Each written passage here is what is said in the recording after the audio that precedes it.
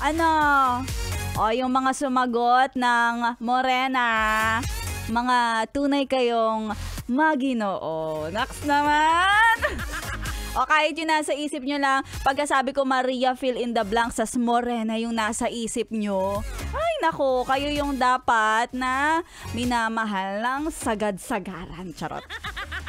O, yung iba naman dyan, yung mga sumagot ng Ozawa. Ay nako, grabe. Well, siguro, maginoo pa rin. Pero medyo bastos! Well, at least sa'yo kuya na sumagot ng Osawa, Maria Osawa man yan, may pinagkapareho ka pala ha. Doon sa artistang pogi, si David Licauco. Oo, hindi man sa itsura kayo magkapareho, pero magkapareho naman kayo sa kabastusan, no? At least may pinagkapareho ka sa artista, di ba, Bes? Pero alam mo, personally, hindi naman importante sa akin. Hindi naman isang malaking issue sa akin na kung kay Maria Morena ha, hindi ko lang alam kung sa iba, may iba ka rin kilala na Maria din ang pangalan. O may iba kang kilala, hindi man Maria ang pangalan, kung sino man yung bumuo sa pagkabinata mo, sino nagpatangkad sa'yo, yung mga ganyang tipo, hindi naman issue sa akin yan. Kasi, ang pinaka-importante naman sa lahat, yung lalaking yon, kahit pa sino ang kilala niyang Maria sa mundo, ha? Ay nako, kumakapit siya sa Maria na mahal niya. At ako yun. Charot! Ay nako, 'di ba? Yung at the end of the day, ikaw pa rin naman yung talagang mahal na mahal. Hindi ka pinagloloko, 'di ba? Kasi alam mo sa totoo lang, lagi ko ang sinasabi, wala namang mali siya sa pagpapantasya.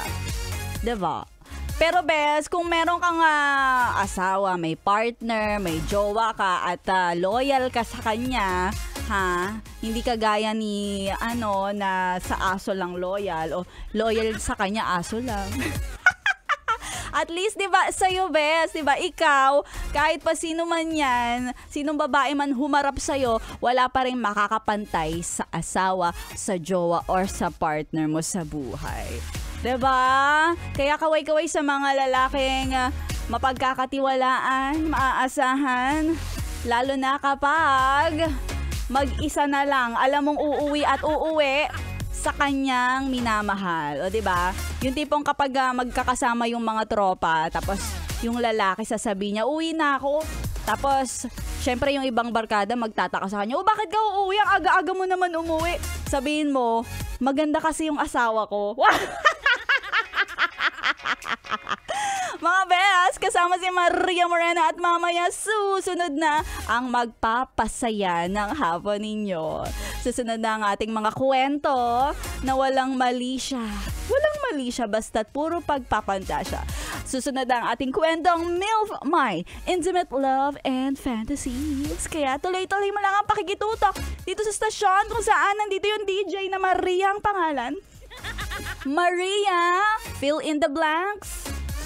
Yan. Sa mga hindi nakakaalam, follow mo ako sa Facebook page, DJ Maria, fill in the blanks. Tuloy-tuloy ang pakikitutok dito lang sa stasyong nakaka-young and fresh. 101.1 Yes.